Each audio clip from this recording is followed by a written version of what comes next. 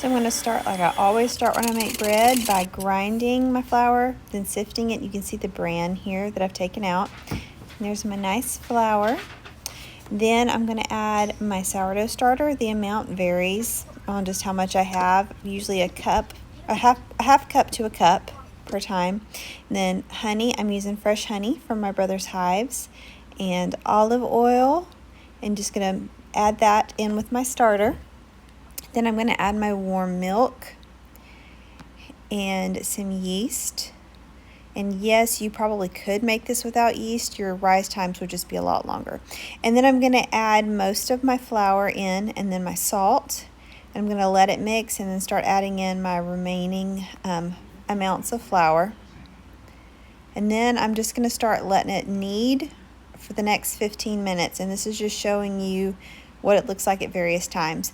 I stop it around 10 minutes and check for windowpane to see if the gluten has developed enough, but it hasn't, and I'll check it several times.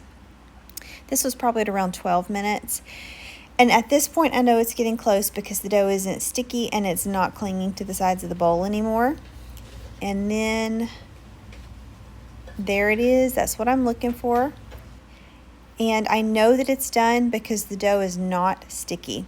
I stick it in my proving bucket and then let it rise till doubled.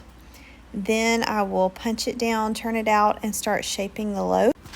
I go ahead and preheat my oven whenever I start this because it rises really fast. And once it's almost doubled, then I will stick it in and bake it. I didn't film the baking parts, but I stick it in. I set the timer for 25 minutes. Around the 15-minute mark, I'll check it and make sure it's not getting too brown. If it is getting too brown, I'll put a piece of foil over the top. That way it's not too dark, but it'll continue to cook all the way through.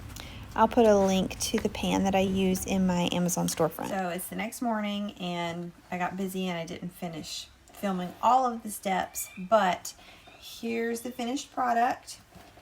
It's a ridiculous loaf. I need to adjust my dough portions, maybe increase my flour and my liquid just a little bit and then split it between two pans.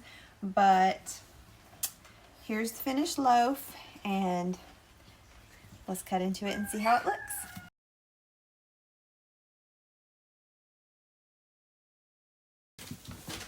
It's almost too tall for my bread slicer, so I've got to do some adjusting on the amounts.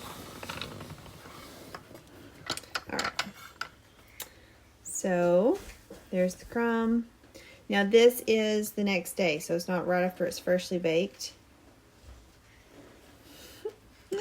Look at that. So I'm pretty pleased with that.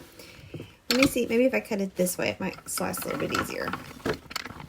So there's the inside. Here's what the slices look like. If you make it, let me know how it turns out.